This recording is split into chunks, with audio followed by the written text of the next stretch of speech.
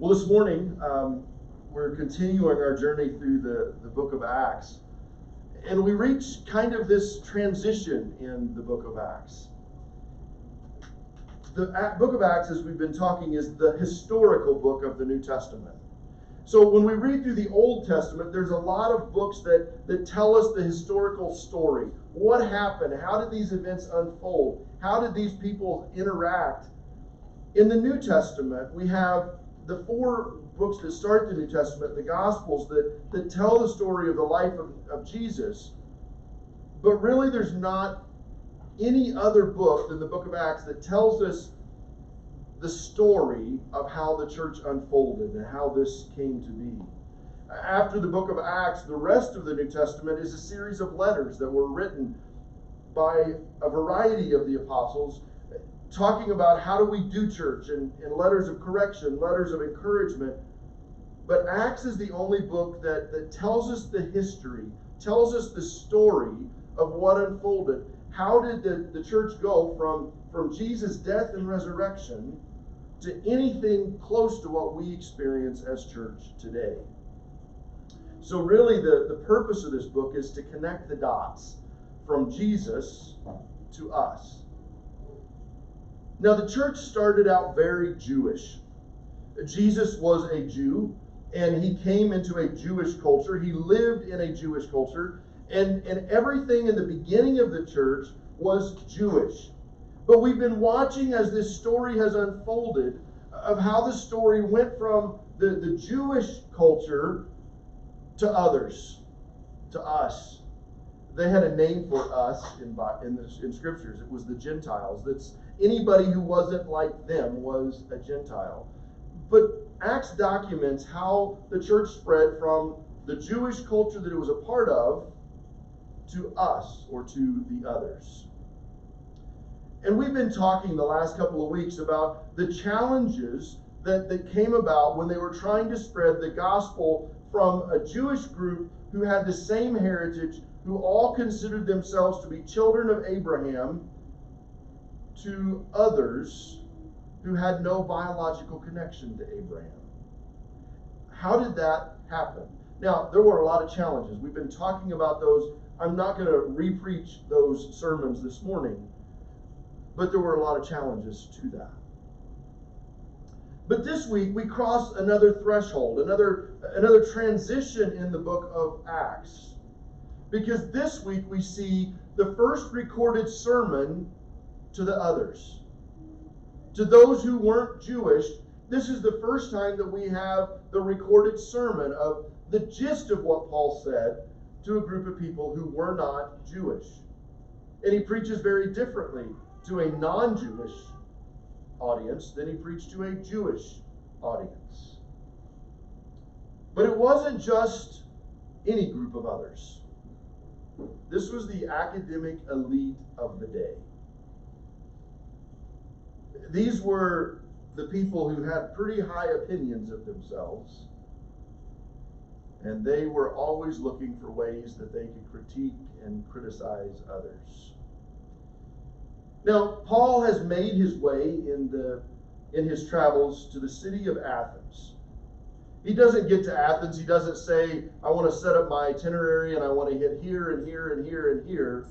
In this situation, Paul has been chased out of a number of towns. His life is on the line, and he's fleeing from people who want to kill him, mostly Jews, and he finds himself in the city of Athens. Now, most of his traveling companions have been left behind in one of the previous cities that they were in, and they snuck Paul out probably in the dark of night to get him away before he was attacked. And he shows up in Athens almost by himself. There's a couple other people with him, but we don't know their names. Now, Athens has always been a reputation of being a center of intellect. When we think of Athens today, we usually think of Athens as a pretty smart place. There's a lot of temples, there's the Acropolis, there's all of this. The education that's centered in Athens, we still think of that today. But in Paul's day, that reputation had slightly diminished. It had gone from being the only place that you would go if you wanted an education to now it was probably number 2 on the list.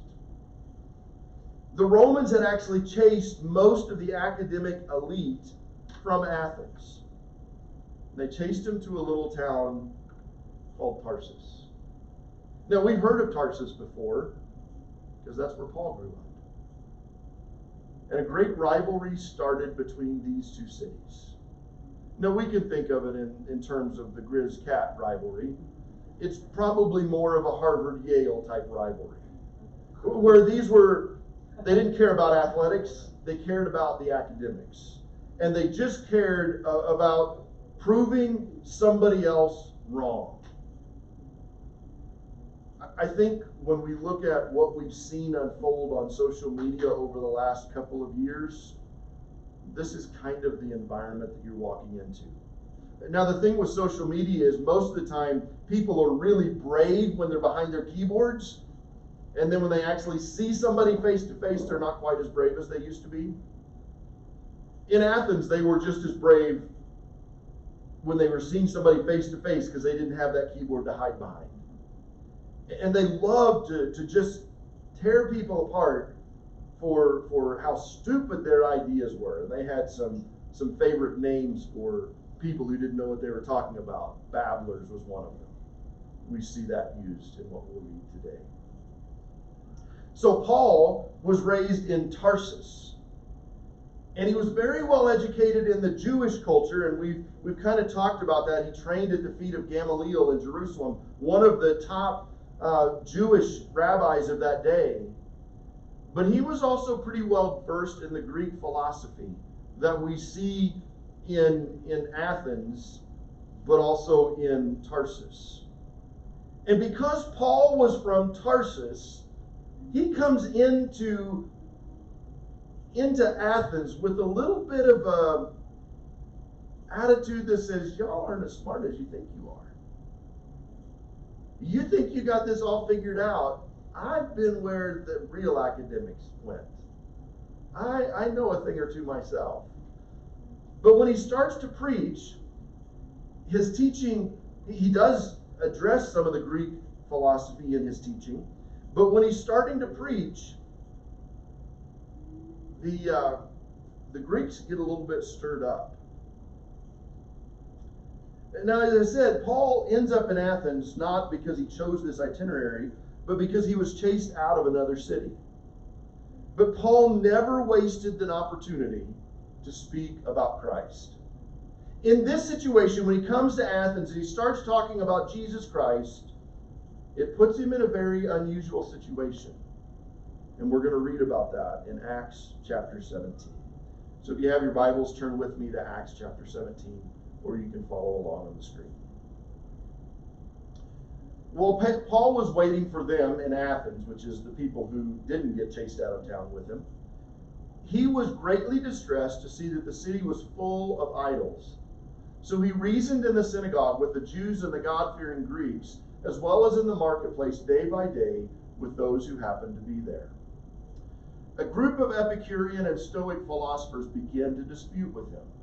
Some of them asked, "What is this babbler trying to say?" Remember, that was one of their insults. Others remarked, "He seems to be advocating foreign gods."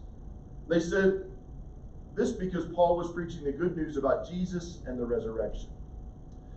Then they took him and brought him to the meeting of the Areopagus, where they said to him, "May we know what this new teaching is that you are presenting? You are bringing some strange ideas to our ears, and we want to know what they mean." All the Athenians and the foreigners who lived there spent their time doing nothing but talking about and listening to the latest ideas. Paul then stood up in the meeting of the Areopagus and said, "Men of Athens, I see that in every way you are very religious.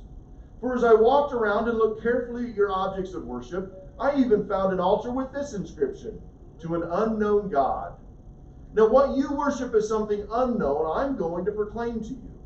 The God who made the world and everything in it is the Lord of heaven and earth, and does not live in temples built by hands. And he is not served by human hands, as if he needed anything, because he himself gives all men life and breath and everything else. From one man he made every nation of men, that they should inhabit the whole earth, and he determined the time set for them and the exact places where they should live. God did this so that men would seek him and perhaps reach out for him and find him, though he is not far from each one of us. For in him we live and move and have our being. As some of your own poets have said, we are his offspring. Therefore, since we are God's offspring, we should not think that the divine being is like gold or silver or stone, an image made by man's design and skill. In the past, God overlooked such ignorance, but now he commands all people everywhere to repent. For he has set a day when he will judge the world with justice by the man he has appointed. He has given proof of this to all men by raising him from the dead. And when they heard about the resurrection of the dead, some of them sneered, but others said, we want to hear you again on this subject. And at that, Paul left the council. A few men became followers of Paul and believed. Among them was Dionysius, a member of the Areopagus, and also a woman named Damaris, and a number of others. Now, Paul finds himself in this situation preaching to a very different crowd. We're going to see in I think it's this week or next week's readings, where Paul is going to give his story of conversion again to a group of Jews who were trying to kill him. And he's going to start with some very basic connecting points to a Jewish audience, and that is they all came from the same ancestor, Abraham. But when he's talking to the Greeks, when he's talking to this group of academic elites, he's presenting himself very, very differently. Now, Paul is clearly out of his element. Everything that we've seen of Paul up to this point, he spent time with the Jews first, and he's not spent a lot of time arguing with the academic elite in what we've read and seen. But he's greatly disturbed by the culture that he sees in Athens. There were idols everywhere he looked. But the interesting thing about Athens is that there were idols everywhere he looked, but most of the people found themselves pretty indifferent to the gods. In Athens, they had kind of rationalized themselves beyond the need of a god. And even though they paid homage to the gods, and even though they would do religious activities on occasion, the gods really didn't make that big of a difference to the people in Athens. At least not to most of them. Now, Luke tells us that Paul was very angry. The NIV translates this to be greatly distressed, but the greatly distressed in the NIV does not do justice to the anger that is represented in this word that is used in the Greek. This is the only time that Luke describes Paul this way. Nowhere else does Paul get described as being this angry. Now, Paul is definitely going to be hurt. Paul is going to be going to struggle and wrestle and be frustrated. But nowhere else do we find Paul being this angry. Something in Athens pushed every button that Paul had. So what was that? There's a couple of options for what that could have been. Paul debates specifically with two groups of philosophers. The Epicureans and the Stoics are called out. Now, the Epicureans were a group who believed that absolutely everything happened by chance and there was no hope after death. If the gods even existed, they were uninvolved and distant. Pleasure was the only thing worth living for. Does that sound familiar at all? Some people haven't learned even 2,000 years later. Because this is the foundation for a lot of the philosophy that we see in the world around us.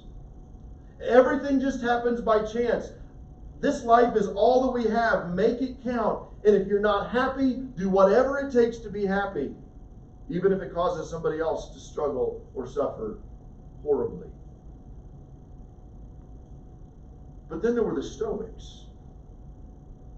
The Stoics believed that everything was a god. Everything good and bad that happens is the will of God, or one of the gods. And sometimes the gods are fighting with each other, so you find yourself caught between the gods fighting. And they also believed that the world periodically would disintegrate and start all over again. So if things just get too bad, it just disintegrates, starts all over again. In both of these, there's a reality that there's no hope beyond what we experience in this moment right now. But I think Paul was just as frustrated with the apathy that he saw in the people in Athens as he was with these people who believed either one of these philosophies. Now, as Paul started preaching, he started with the Jews. He always did that, and then he would get kicked out of there pretty quickly. He ends up preaching in the streets, and he gets the attention of the academic elites. Now, the Greek gets a little bit confusing here. This story gets confusing because there's both a hill and a court that are called by the same name in Athens. They're both called the Areopagus, or the Roman name for it was Mars Hill. So the hill was just a place where philosophers gathered to argue. The court actually had authority to kill those who were teaching heresy. As we read through this, and scholars argue about it, but the truth is we don't know whether Paul was called before the hill to argue, or whether he was called before the court to defend his life.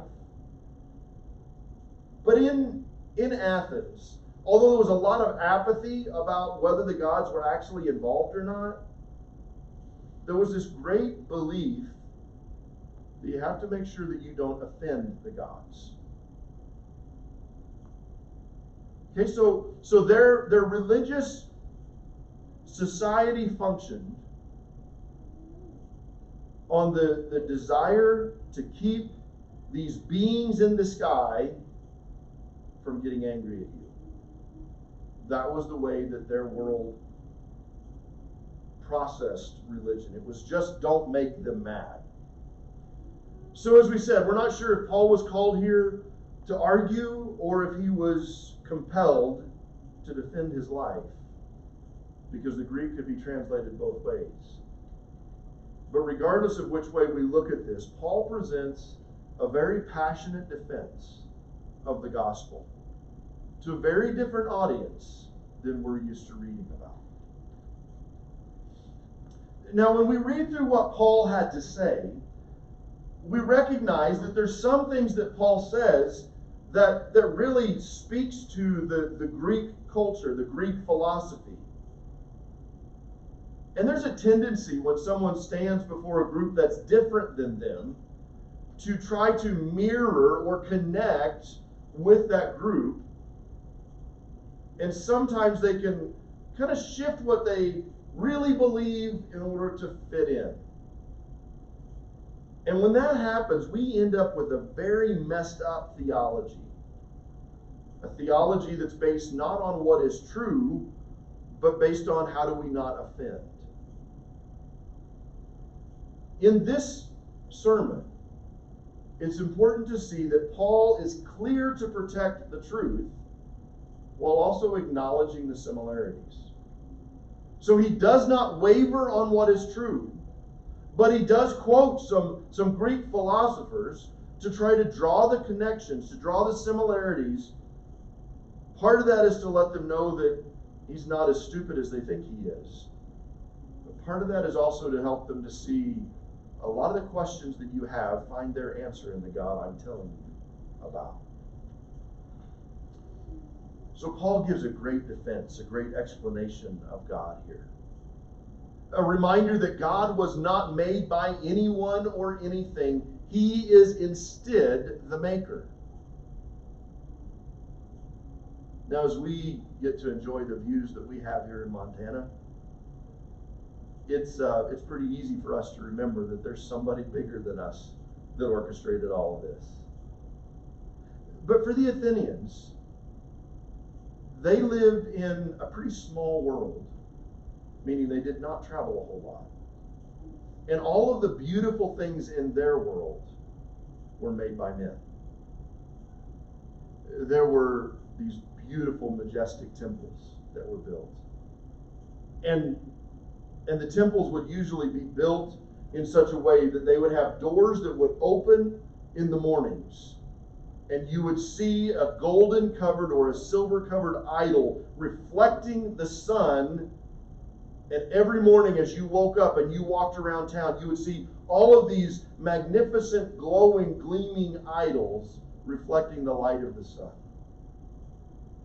Everything beautiful in their world was made by men and women, craftsmen. And Paul's saying, the God that I serve is not something that was crafted by human hands. The Greek and Roman mythology also had a lot of scenarios where the gods were victims of history. Where this god was born because this god overpowered this god and they had a child. Or there were, this earthquake happened or something happened and this god came out of it.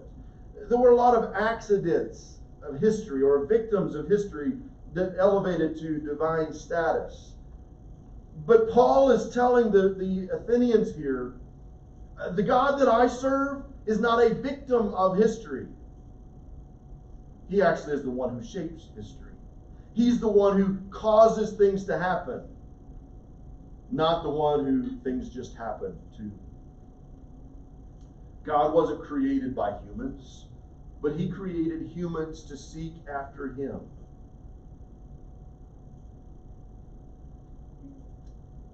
He uses a phrase that's pretty offensive.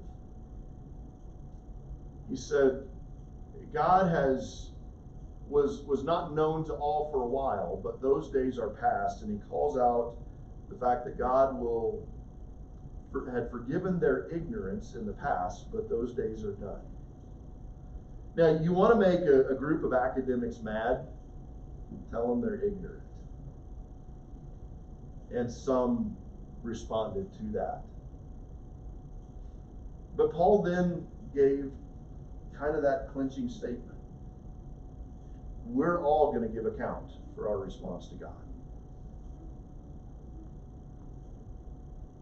And then you started talking about the resurrection.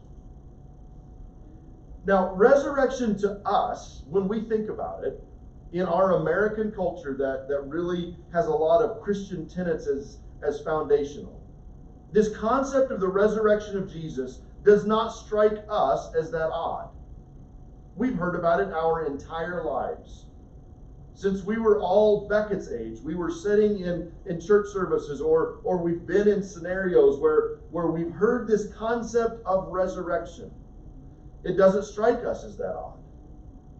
But the Epicureans and the Stoics were both agreed in one thing, and that is, this life is all there is. And once you're dead, you're dead. You're worm food. There's nothing more for you.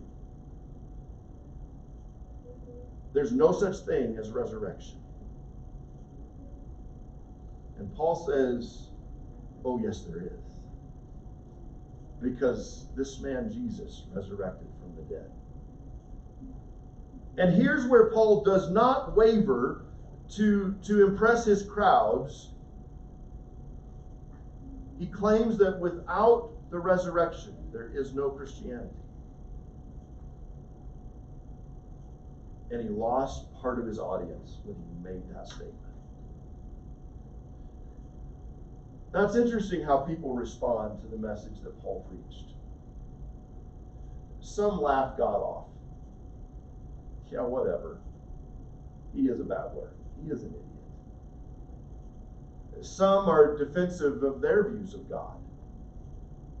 They think, you know, I hear you on some of these things, but there's no way that the resurrection happened. And some are curious and say, you know, maybe we should hear a little bit more of this. Some actually choose to believe in God. And they're named here. They're named here because whoever Luke was writing to would have recognized those names. They became leaders in the church.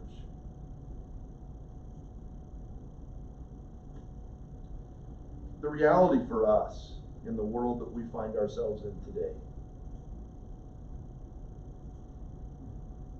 we're living in a world that doesn't look like anything that we grew up in.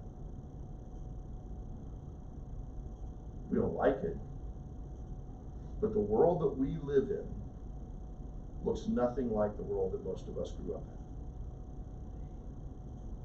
in. This thing has changed us. All of the apps on this thing have changed us. The media that we consume has changed us. The place of church in society has changed dramatically. The world that we find ourselves in is very, very different. And the people are very different than the people that we grew up with.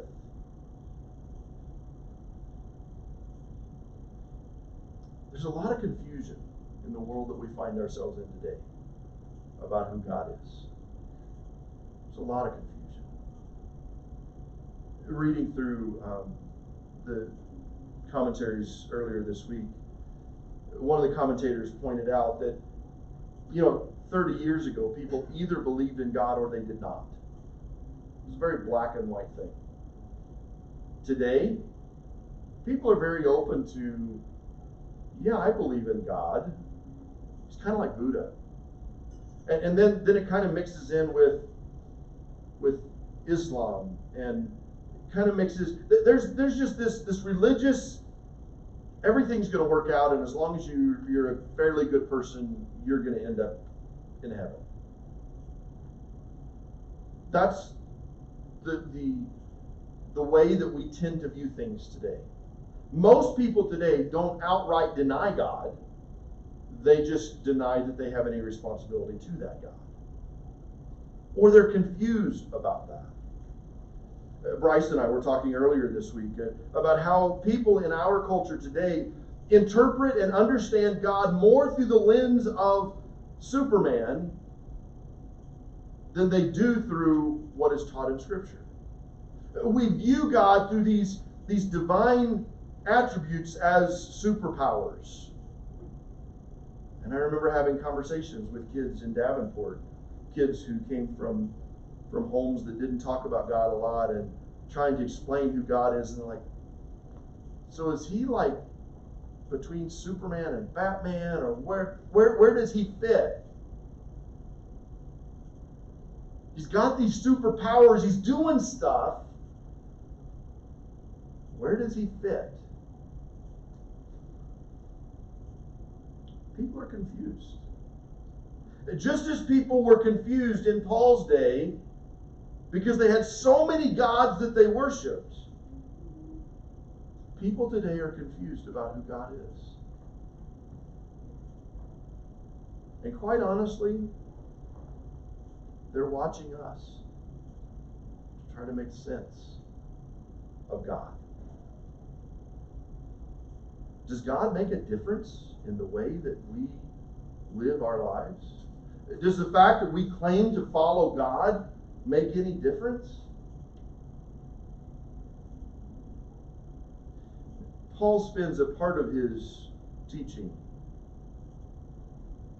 talking about the altar of the unknown God. He said, I know you guys are religious. You've even got an altar to an unknown God here in this city. Now, they used to have a lot of altars to the unknown gods. There was actually a pandemic that had hit Athens about 600 years prior to Paul being there. And it was a plague that was wiping out a great portion of the population. And they were offering sacrifices to every god that they knew of, trying to get this pandemic to stop. And finally, one of the philosophers, one of the ones that Paul quotes here when he says, in him we live and move and have our being. That was a quote from one of the philosophers who said, why don't we send some sheep out into a green pasture, and those that lay down will sacrifice to an unknown God. Those are the ones that unknown God has chosen as sacrifices because they lay down.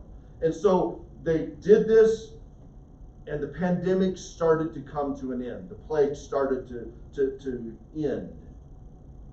And so, over 600 years, these numerous altars to the unknown God fell into disrepair. But there was one left when Paul was there. Paul was reminding them of this pandemic, reminding them of the reality that in a time of crisis when everything was falling apart, none of their gods could come through. None of their gods could accomplish what they worshiped their gods to do. None of them could save them from this pandemic. And they had to reach out beyond their scope of hundreds of gods that were worshipped in Athens and offer sacrifices to an unknown God. And Paul says, let me tell you about that God. I find it ironic as we look at this passage today in 2021, coming out of a pandemic that has reminded all of us in the last 2 years that we're not in control of as much as we think we are. 2019, how many of us thought that the world would shut down? I mean, none of us thought that would happen today. We are in control of our lives. We are in control of our world. We know how to make sure everything goes the way it's supposed to. It just takes money and power, and we can make that happen.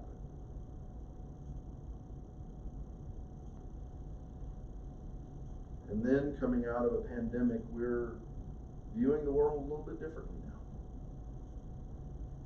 We realize that even with the smartest people in the world, we can't do everything that we think we can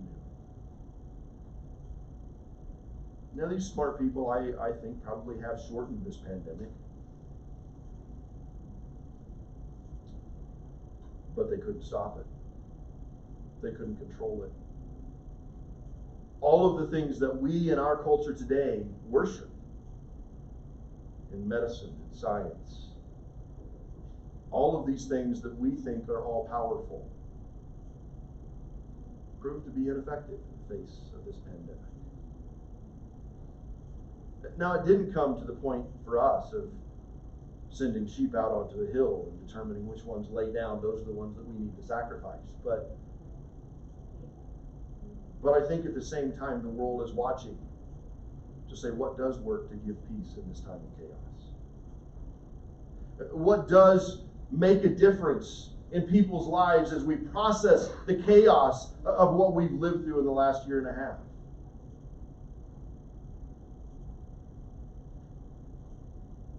Does the resurrection of Jesus Christ make any difference for us in processing the challenges that we face? People are watching to see. As we go through chaos, does the fact that we follow Jesus make any difference?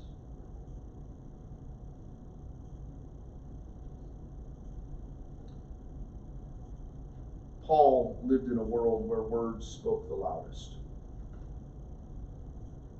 We live in a world that is so overrun by words that nobody hears what you say. But people are looking to see how we live. Our words only mean something if they're matched by the way that we live.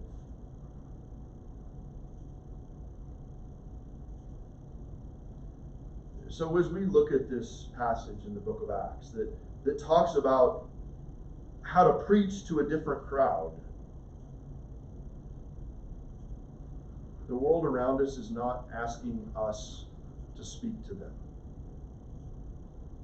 They're asking us to live with integrity in front of them. What does it mean for us to live lives of integrity? Lives that say that the God that we serve gives us hope in the face of the challenges. What does it mean for us to live lives of true love, not just loving that which is comfortable for us. Lives that speak truth to people who are so overrun by claims of truth. They're wanting to see it lived out genuinely. As our worship team comes and as we prepare to close this morning, this is a challenging passage. It's a passage that I think speaks pretty loudly to us today, because we find ourselves in that reality in our world. Just as Paul found himself, where there's some people who say that the gods make no difference in this world, and there's some people who think everything's religious, where there's some people who are just so apathetic and say if the gods are there, whatever. We find ourselves in the same kind of world. They're listening. They're not listening with their ears. They're listening with their eyes. Is the faith that Paul preached worth anything? Does the resurrection of Jesus Christ make any difference in this world whatsoever? I believe it does. I've experienced that transformation in my life as God has changed me, as God has given me hope in situations that were hopeless. But the temptation is to buy into what everybody else is selling and say, yeah, I kind of believe that, but then to live like I don't. The song that we're going to close with is Living Hope. We have a hope in this world, in this chaos, in this situation, because of Jesus Christ. That hope has made a difference, I think, in probably every one of our lives. But it's easy for us to lose sight of that hope. And it's extremely easy for us in the culture that we live in to disconnect from that hope. And on Sunday morning we live this way, but Monday through Saturday we live this way. But what the world needs to see is integrity. They need to see that we believe the hope that comes in the resurrection of Jesus Christ, and it makes a difference in everything that we say and do. That's our hope. That's the hope that the world around us is looking for desperately. What kind of a sermon are we going to preach to a different crowd? Let's stand together as we close.